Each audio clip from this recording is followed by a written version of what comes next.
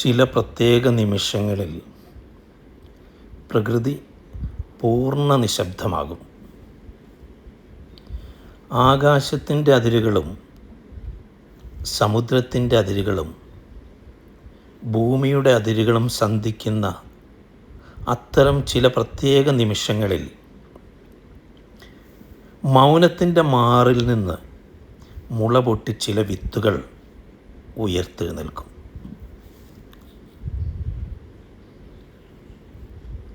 പ്രകൃതിയിലേക്ക് ഇലകളായി, തണ്ടുകളായി, മൊട്ടുകളായി, പൂക്കളായി അത് വിരിയും.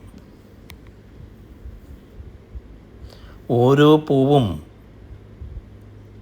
ഓരോ ഓർമ്മകളാണ്. നാം വിയർപ്പൊഴുക്കുമ്പോൾ, നമ്മുടെ ചോര ചിന്തുമ്പോൾ, നമ്മുടെ സ്നേഹം നമ്മൾ ജലമായി വർഷിക്കുമ്പോൾ, നമ്മുടെ വിയർപ്പ് തുള്ളിയാൽ വളരുന്ന പൂക്കൾ നമ്മളോട് കഥകൾ പറയും. ആ നിശബ്ദതയിൽ നാം ആ കഥകൾ കേട്ടിങ്ങനെ ഇരിക്കുമ്പോൾ പ്രകൃതിയും നമ്മളും ഒന്നാകും. സ്നേഹത്തിൻ്റെ, പ്രണയത്തിൻ്റെ, സാഹോദര്യത്തിൻ്റെ, ശാന്തതയുടെ ഒരു വൃത്തത്തിലേക്ക്, ആ വൃത്തത്തിൽ നിന്ന് ഒരു കേന്ദ്രബിന്ദുവിലേക്ക് നമ്മളും പ്രകൃതിയും ചുരുങ്ങും. പ്രകൃതി മറ്റൊന്നല്ല, നമ്മൾ തന്നെയാണ് പ്രകൃതി എന്നുള്ള തിരിച്ചറിവിൽ നാം ഈ പ്രകൃതിക്ക് വേണ്ടി എന്തെങ്കിലുമൊക്കെ ചെയ്യാൻ ബാധ്യസ്ഥരാകും.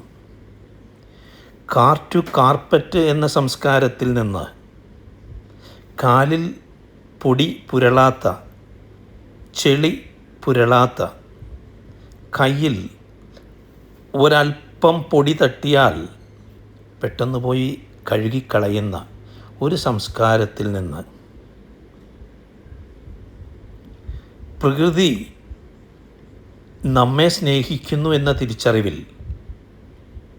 അനിവാര്യമായ ഒരു അന്ത്യയാത്ര ഈ പൊടിയിലേക്ക് നമ്മൾ നടത്തേണ്ടിയിരിക്കുന്നു എന്നുള്ള തിരിച്ചറിവ് നമുക്കുണ്ടാവുമ്പോൾ നാം പാദരക്ഷകൾ പോലും ഉപേക്ഷിച്ച് ഈ മണ്ണിലൂടെ നടക്കാൻ